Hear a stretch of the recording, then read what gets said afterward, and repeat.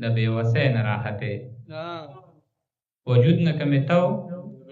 د بېوسۍ نه راحتې زما په دې لاسونو به پولۍ نه راحتې وجود نه که مې تو د بېوسۍ نه راحتې زما په دې لاسونو به پولۍ نه راحتې او پښتونه تا خو دومره ډېر دردونه وزغملې دا ولې د قبر نه سلګۍ نه راحتې پښتونه تا خو دومره ډېر دردونه وزغملې دا ولې د قبر نه سلګۍ نه راحتې که ستا چېرته د ګل غوندې ځواني نه وي محبوبې نو ستاسو په دیوال به لولکۍ نه راحتې که ستا چېرته د ګل غوندې ځواني نه وي محبوبې نو ستاسو په دیوال به لولکۍ نه راحتې زمونږ په پښتنو کې که خواږه نه وي صاحبه زمونږ په وړو به ننکۍ نه راحتې زمونږ په پښتنو کې که خواږه نه وي صاحبه زمونږ په وړو به ننکۍ نه راحتې دا وګورئ هماغه ښار کې امن د ملګرو کوم ښار نه چې نارې د ازادۍ نه راحتې او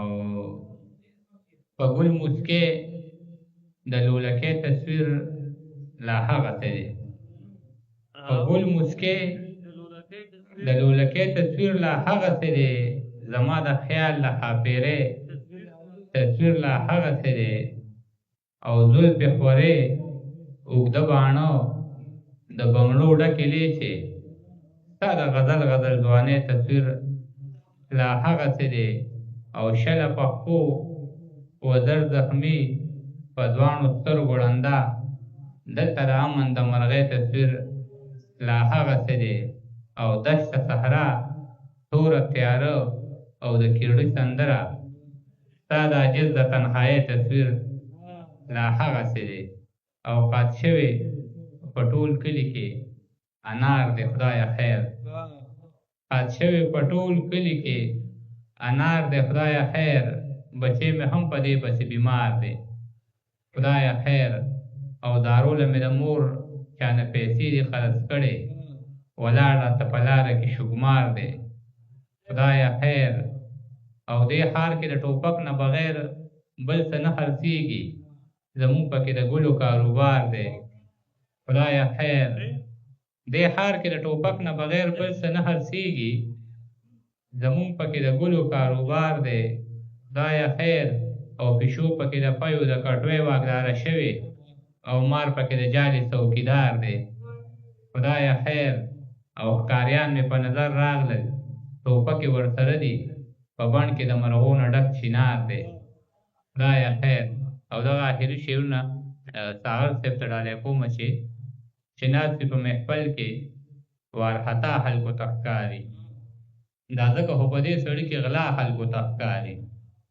او افسوس افسوس افسوس چې زموږ معاشره کې جګړې چې څوک نه کوي ژړا خلکو ته ښکاري افسوس افسوس افسوس چې زموږ معاشره کې جګړې چې څوک نه کوي ژړا خلکو ته ښکاري همدې سړي زموږ په سر اغوستې ډالرې دا څوک چې په دې ښار کې مسیحا خلکو ته ښکاري او په خدای باندې یقین وکړه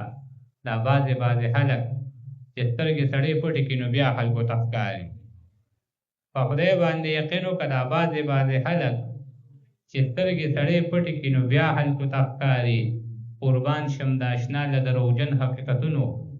دروغ هم داسې وایي چې رښتیا خلکو ته ښکاري او څپېړو د غربت چې څوک وهلي وي عجزه ښه ځوان زلمې سړي وي خو بوډا خلکو ته ښکاري او د خاموشۍ او تنهایۍ د ملګرتیا دپاره زه کله کله د سیندونو خوا ته وتښتمه نن هم په دې غرض د سیند غاړې ته لاړمه چې د یو مظلوم سړي د ژوند ترجماني وکړمه د سیند په غاړه د یخ سوري لاندې کېناستمه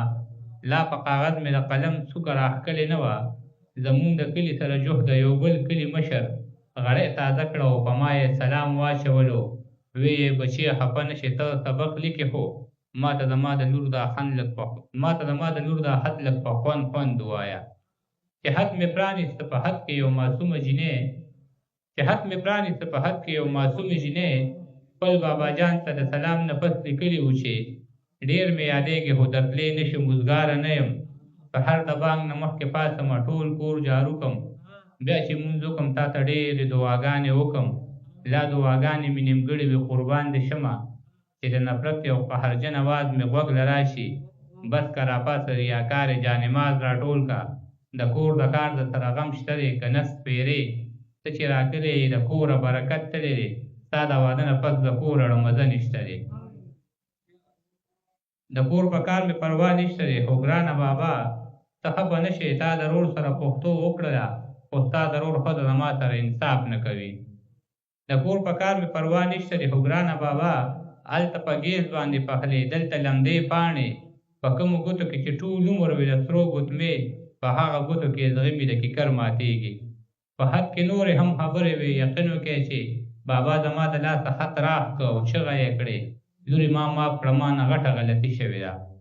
ما خو د رور سره رشته دې دپاره وکړه چې ستا په سر به شي زمونږ د رورولي قایمه زه څه خبر وم چې په تا باندې به ظلم کوي زه خو تر اوسه لا په دې خبره پوهه نه شوم چې څوک انګور ته د لوریانو نظر ولې نه کړي بابا روان دی او ګردان د دې خبرې کوي لورې ما معاف که ما نه غټه غلطي شوې ده نورې خبرې مې د حد په شونډو نه راځي خو دا ټپیزې یې لیکلې په اخره کې وه کړم دې پردی دادا ته وایه د دې جینۍ دادا ته وایه ورشه سپوږمۍ دادا ته وایه او زما ابۍ دادا ته وایه خوشحاله نه یم له ناکامه ناسته یم